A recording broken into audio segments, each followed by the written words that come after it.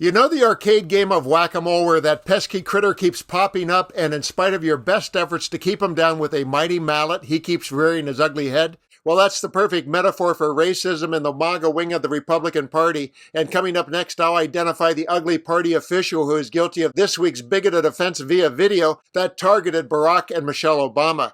Full credit to Ross Story for bringing this story to light. It's an opinion piece by Terry Carter that first appeared in the Kentucky Lantern. A Kentucky leader's AI post shows just how deep Republican racism runs. Here's select highlights from the piece that outlines the shocking experiences she's had as a political insider there. Have a listen, and on the other side, I'll share the despicable video she exposed and identify the culprit. At the end of Kentucky's 2024 General Assembly, I wrote a recap of what I'd witnessed over the course of those many weeks titled, "Undercurrent of Racism Fueled This Legislative Session." This is not a title a writer chooses without a pretty long list of strong, supporting evidence. There was Senators Gerald Neal's proposed Crown Act, a repeat bill that never gets anywhere, which would have outlawed discrimination on the basis of a hairstyle historically associated with a person's race. There was Representative Jennifer Decker, who is white, telling an NAACP audience that her white father was a slave, and then doubling down on the claim when asked to explain.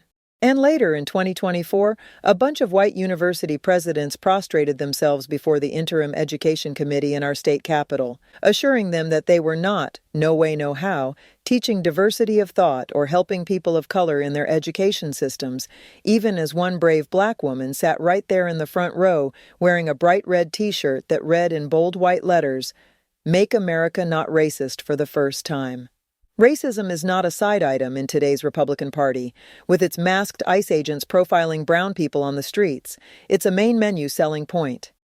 The president told a gaggle of reporters on Air Force One Monday that U.S. Rep. Jasmine Crockett is a low IQ person, which is the same derogatory statement he makes regularly about professional black women, insisting they can't be smart because they're black. And speaking of women, because GOP misogyny runs in the same creek as their racism, a 35-year-old Louisville Republican named Calvin Leach is currently running for state senate after once writing in an online article in that young women are promiscuous skanks, coddled Americans, party whores and damn sleuths, internet slang for slut. There was Representative Jason Names, who is white, ranting in anger at Representative Derek Graham, who is black, for daring to tell the truth on the House floor about how the Jefferson Davis statue was taken out for a reason, the reason being that he led the Confederacy, which was built on the backs of slaves, and the insurrection that kicked off the Civil War. If the Republican Party of Kentucky does not want to be viewed as racist, if they do not want their leaders out in the counties posting racist videos, they might start by not telling tall tales about how their white fathers were slaves, by passing bills, allowing black people to wear their natural hair at work, by not obsessing about how one whiff of diversity or black history might dare appear on a college syllabus.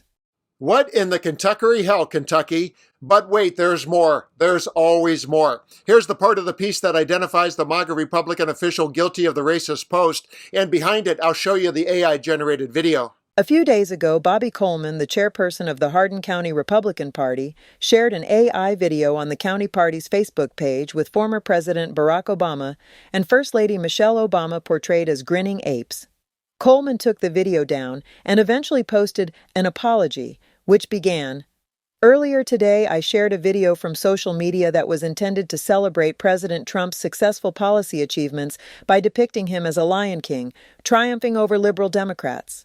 She closed with, "I believe the Republican Party is the vehicle to save our country from the far left, and I look forward to continuing to support our Republican candidates and make America great again." The Obamas left the White House almost 9 years ago. Other than being black, what do they have to do with Trump's alleged policy achievements? With making America great again? With supporting Republican candidates? With their obsession to save our country from the far left? What's odd about today's latent obsession with Barack and Michelle Obama is how little their obsession has to do with policy. If anything, Obama as president is viewed by those on the far left, Coleman's word choice in her apology, as someone who was not all that liberal, as someone who played it too careful and too close to the center. But realities like these do not matter in Trump's Republican Party. Obama, almost a decade post-presidency, is not a cartoon figure for today's Make America Great Again crowd because he is influencing policy. Obama is a MAGA cartoon figure because he is black. Racism sells. For the full story, please visit rawstory.com. This story is a cautionary tale of a brain on MAGA.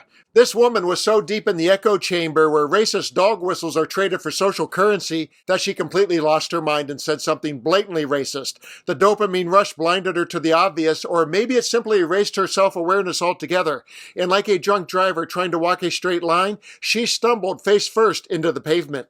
This is Donald Trump's America, a place where ignorance is rewarded, cruelty is celebrated, and social norms are in short supply. It's what happens when hate gets rebranded as patriotism, and people are competing to be relevant with their dark thoughts each day. The woman in this story is not an outlier. She is a reflection of MAGA Trumpism, a movement that can't distinguish between political bravery and bigotry.